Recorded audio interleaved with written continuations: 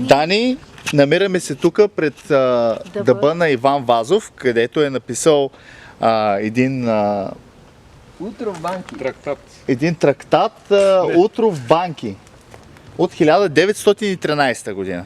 Но ние желаем да ти изпеем една песен, наречена Ела тук при Валериан. Къде е я? Може ли? Ало! Привет!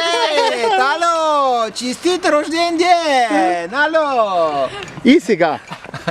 Happy birthday to you! Happy birthday to you!